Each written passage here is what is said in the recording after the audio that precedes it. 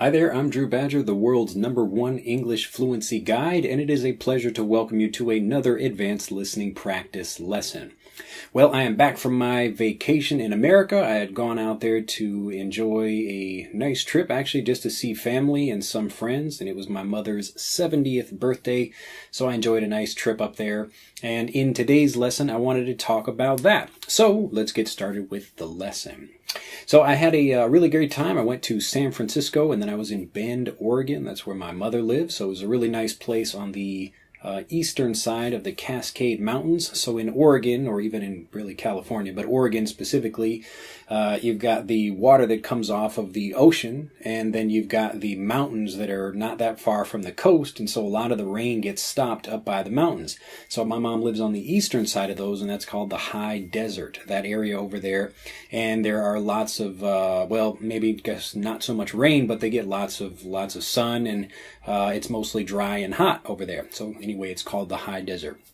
But just one of the things I want to talk about in this video was specifically something that my mom reminded me of that I had completely forgotten about. Because, you know, when people get together, they get to reminiscing. So they start reminiscing. To reminisce means to think about things or to talk about things from the past. So maybe you're feeling nostalgic. To be nostalgic just means you're thinking about things from the past and remembering, like I remember I had some great time at a family vacation, or when I was in high school or something like that. But anyway, this was a story that my mom was telling me about college, and I had completely forgotten about it. So back when I was in maybe like a sophomore in high school, so typically American high school, you got 4 years, you got freshman, sophomore, junior, and senior is the highest level. So when I was a sophomore, even by that point, I was still a pretty bad reader and writer because I just hated reading. I hadn't really found much that I enjoyed, and it wasn't until my junior year of high school that I actually enjoyed learning more about philosophy and things like that. But I got interested in that actually through some comic books, or kind of comic books. These are more picture books, like comics, I suppose you could call them. They were based on Chinese philosophy, so a couple of things like Zen, actually, well, that's Japanese, but it's coming from like traditional Chinese, let's see, what was it, maybe Taoism, so there was a book about Taoism, and a couple of other books that were about like kind of Eastern or maybe like Asian history, that kind of thing as well. So I was really excited to learn about those things, and that's what got me interested in reading. But by the time I got into college, I still had really bad grades, so even though I was starting to read more, I kind of, as we say, I got to the party late, so I was getting into college, and really college kicked my ass the first couple of years I was there. So I did really bad, and I was talking to my mom about being on academic probation, which means that I was getting really bad grades in college, so my freshman year. So I had taken a couple of AP classes. This is advanced placement in high school, but didn't really do very well in those classes either. So anyway, it was kind of a nice experience to get into those things and start learning more for college. But still, when I got to college, I didn't end up doing very well. So because I had been interested in these philosophy things, so like Taoism and Zen Buddhism and other things like that, and various other, traditions coming from China, I was really interested in studying more about philosophy in school. But most of the stuff that was offered at my school was all Western philosophy, so things like American pragmatism. I don't even want to go into lots of different things, but basically I learned a lot about pragmatism, which is like being pragmatic, and instead of talking about the Platonic idea of like, what is this really? So we can look at my hand and say it's a hand, but like, what is it really? That idea of what is it really, instead of just what is it in an everyday sense, is a big thing in philosophy. So instead of talking about the complete and perfect form of something, like if I'm talking about Plato, I can be talking about John Dewey. So this is a man who was just an American pragmatist, and he talked about what is this really? It doesn't really matter what the actual form of this thing is. Like, it doesn't matter, like, if it's real or not real or whatever. The point is, what can we do with it? And so that really got me thinking, and I really enjoyed learning about that in school. But anyway, even though I had an interest, I was still a really awful writer and not really thinking very well about how I could improve. And so this was the part of the story that my mom reminded me about when I was at her birthday party. And she was telling me how I actually asked the professor if I could do work over the summer. So I was talking to him, and like now the memories started to come back to me. But I thought it was really funny that I was asking him like between my sophomore and junior year of college, I was actually writing papers over the summer and just asking like, hey, I'll write the paper and send it to you. Can you email it? Or can you like check it for me? I actually don't remember if he emailed it to me or not. I think we actually mailed like physical papers back and forth to each other. So I would write something and then he would check it, and then I would look at the writing, and then I would write it again and send it back to him. And I don't really know what encouraged me or what inspired me to do that, but I think maybe when I got to college I felt kind of stupid. So I felt bad that, even in high school I could kind of coast along. To coast on something, if you think about this is like when you're driving a car and you have your foot down on the accelerator to actually make the car go.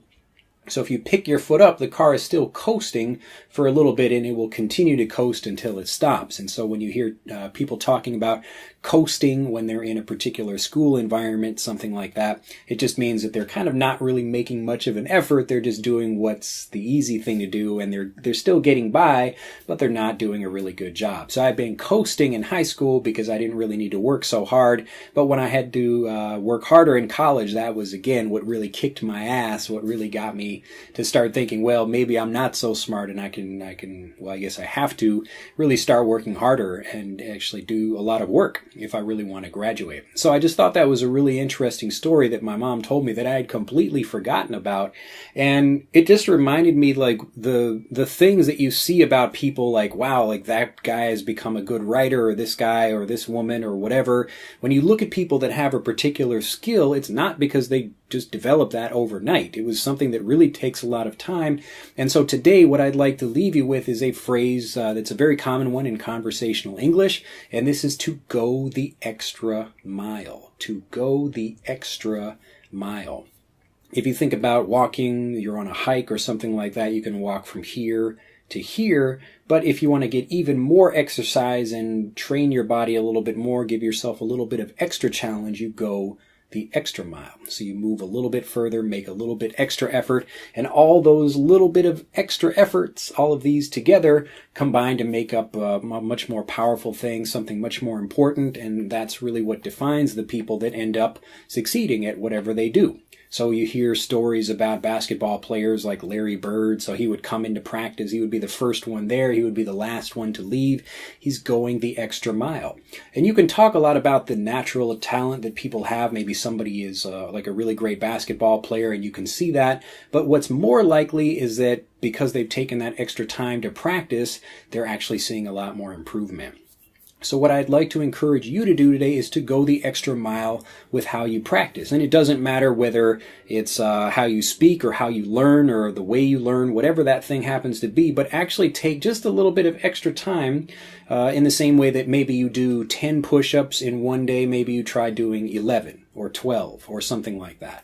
Just a little bit extra to try to go the extra mile to train yourself to do a little bit more than is necessary. Because that way, when you get into the conversation with people, you're actually more kind of well prepared than you would be normally if you were just in a conversation and maybe you hadn't really practiced so much. So whatever your focus is in life, you should be always trying to make the extra mile, and hopefully you have a lot of passion for what you do so you can do that. But the important thing here is, again, think about what's like some little bit of extra thing that you can do, and that's what's going to help you get more fluent. Because the people that are fluent, there's nothing special or magical. Like even me being able to speak Japanese, there's nothing amazing about that. It's just more, did I learn in the right way? Did I take the time? And did I actually go the extra mile to continue practicing so I can do more than just understand people when they talk to me? I can actually have like a great conversation. So actually today I was out and I was filming.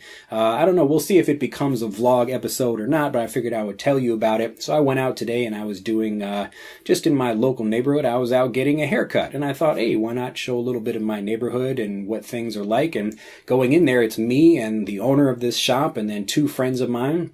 So we're actually all friends, but, they're all quick, and especially like men, younger men in particular, speaking Japanese are quite difficult because they're using really, really quick language and speaking quite quickly and not obviously expressing themselves in the same way you would see in a textbook.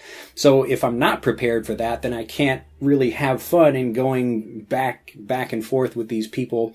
And again, a lot of that comes from just taking the extra time to do the little bit of work that's maybe not so fun, but you're going the extra mile, and that's what's helping you improve. Anyway, I will leave you with that today. I don't want to give you too much. It's nice to be back from my vacation. I'm slowly easing my way into working a little bit more, but we have a lot of interesting things coming up, a lot of things that we're really excited about, especially our ultimate guide to pronunciation, which we'll be releasing very soon, and a few of, I guess, some other things as well that we're really excited about. But I'll save those for later topics. Anyway, have a fantastic day. If you enjoyed this video, please like it, and do become a subscriber of the EnglishAnyone.com YouTube channel if you aren't already, and I will see you in the next video. Bye-bye. To continue learning, click on the link in this video to download Speak English Naturally, our free guide to speaking and sounding like a native English speaker. The guide reveals the 3 most important kinds of conversational English you must learn if you want to sound native, and will help you experience instant improvement in your fluency and speaking confidence. To download your free guide on a mobile device, click on the link in the upper right of this video. To download your free guide from a computer, click on the link in the lower right of this video. I look forward to seeing you in the guide.